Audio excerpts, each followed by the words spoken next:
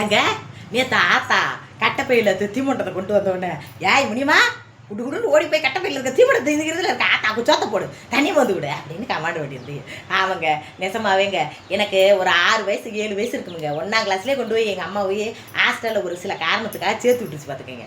ஹாஸ்டலில் படிக்கையில் அம்மா எப்போ வரும்னு இப்படியே எதிர்பார்த்து கிடக்குறதுங்க. இப்படியே ஒரே நீளமாக இருக்கும் பாதை, அதில் ஊட உட்கார வச்சுருப்பாங்க. எங்களை பெற்றவங்க வர வர மைக்கில் அலௌன்ஸ் பண்ணி போக சொல்லுவாங்க.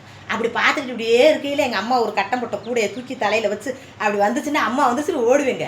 புளிச்சோரை கட்டிக்கிட்டு தீமடத்தை வாங்கிக்கிட்டு வாரத்துக்கு ஒரு தடவை நீ பார்க்க வந்து அப்படி பார்க்க வந்துக்கிட்டே இருந்தேன். எங்கள் ஆத்தா ஒரு 3 மாதமாக நீ பார்க்கவே வரல பார்த்துங்க. பார்க்க வரலேன்டா சாம்புள்ள சோப்புள்ள எதுவுமே இல்லை, தீமண்டம் இல்லை. அம்பிட்டு பேரும் திங்கிறத வேடிக்கை பார்க்குறேன்.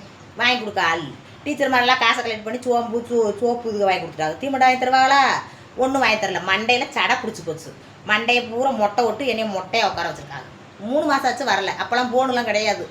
அப்புறம் என்ன, ஒரு லெட்ரு போட்டு விட்டா திருப்பி லெட்ரு போடுறதுக்கு முடியலை. நான் 3 மாதம் கழிச்சு ஆத்தா வந்துச்சு. ஒரு ஆக்சிடெண்ட்டில் கை கால் எல்லாம் வந்து ஆப்ரேஷன் பண்ணி நொண்டி வந்துச்சு ஆத்தா. அப்படி வந்தப்போ ஆத்தாவை கட்டி பிடிச்சிக்கிட்டு அழுதேன். ஆத்தா இல்லாதது அப்போத்தான் எனக்கு புரிஞ்சு. அந்த 3 மாதத்துல தீமண்டம் இல்லாமல் தவிச்சு போய் கிடந்தது. அதுக்கப்புறம் ஒத்த பேரிச்சம்பழத்தை எடுத்து ஒத்த பொரியலையில் இப்படி ஒட்டி இப்படியே சுவைச்சிக்கிட்டே அந்த பொரியலில் கடிச்சிட்டு அந்த பேரிச்சம்பழத்தை சுவைச்சிக்கிட்டே இருக்கு பார்த்துங்க.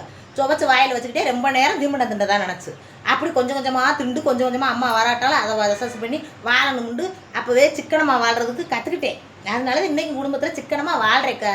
அதனால் நீங்கள் சொன்னது உண்மை. எங்கள் ஆத்தா எப்போ வரும் ஊரில் இருந்து தீமட்டை வாங்கிட்டு தான் நான் நினைப்பேன். எங்கள் வீட்டுக்கார் வாங்கிட்டு வந்து போடுவார். இருந்தாலும் அதுக்கு பிள்ளை கேட்டோம்.